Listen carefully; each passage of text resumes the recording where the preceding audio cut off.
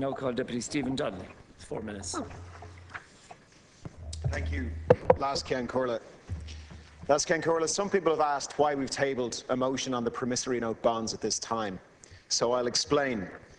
Every Sunday in towns like Ballyhay and Charleville, people march to protest against Irish citizens being forced to pay the bad debts of private banks. We don't know who we're paying this money to, because neither this government nor the last will take the simple steps required to find out. But there are things we do know. We know the money was loaned by professional investors to private banks operating in Ireland.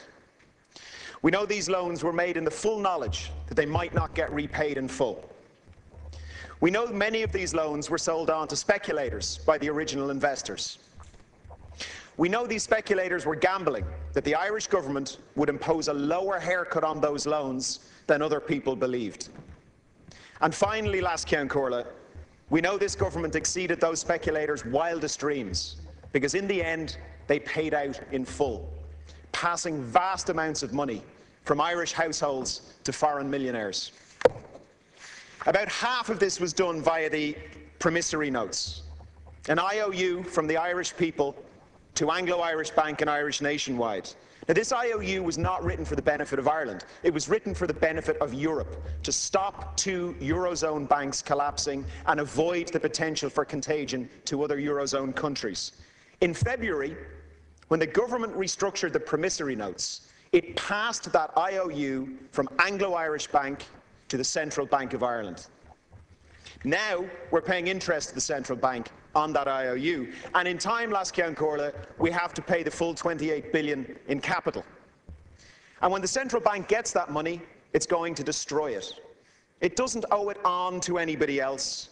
It's not going to put it to any productive use. That money will simply cease to exist. So a few months ago, a delegation from Ballyhay Says No met with officials of the European Central Bank and the European Commission. They explained that the IOU was issued in a time of crisis to stabilise the European banking system. They explained that under the new Eurozone banking rules, Ireland wouldn't have to pick up this odious debt. And they explained that no other European nation was being asked to bear the burden that Ireland is being asked to bear.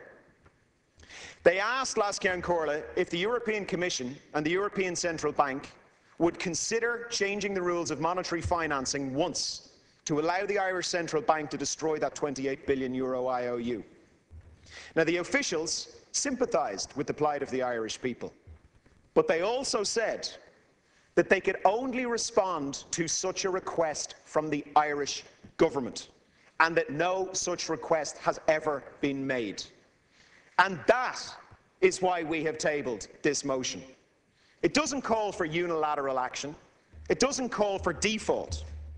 It simply calls on the Irish government to ask, to make the best case possible for an agreed destruction of that odious debt. But tonight the government says it won't even try. We're told of the dangers of even asking. We're told it would put 250,000 jobs at risk, lock us out of the money markets, make us look bad in Europe. What a load of rubbish. The government claims it's doing a good job. It claims to have lowered the interest rate on the Troika debt. No, it didn't. They tried and failed. Portugal did, and then we got it. It claims to have burned the bondholders, but not really.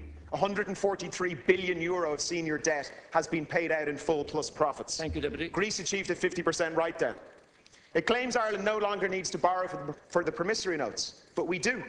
Only our children are going to pick up the tab. And yet, inexplicably, Last Ceann Comhairle, it seems our government doesn't want to make a fuss in Europe. I say you were elected to make a fuss. I commend the people of Dáil to this House, and I commend this motion to the House.